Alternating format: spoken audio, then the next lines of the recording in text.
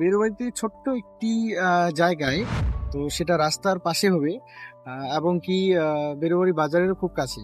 তো সেই জায়গায় একটা এরকম প্ল্যান্ট নার্সারি আমরা দিতে চলেছি, যেটাতে আহ, সব রকমের প্ল্যান্ট থাকবে, ডেকোরেটিভ টু পার্মানেন্ট, এবং তাছাড়াও সিজনাল যেগুলো আছে সেগুলো। হুম। ঠিক আছে?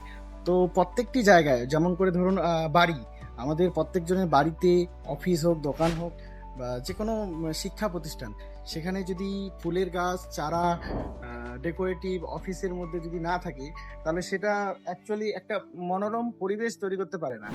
তো সেই জন্য আমাদের হয়তো অনেক দূর দূর আসতে হয়, বা জলপাইগুড়ি বা দূরের থেকে।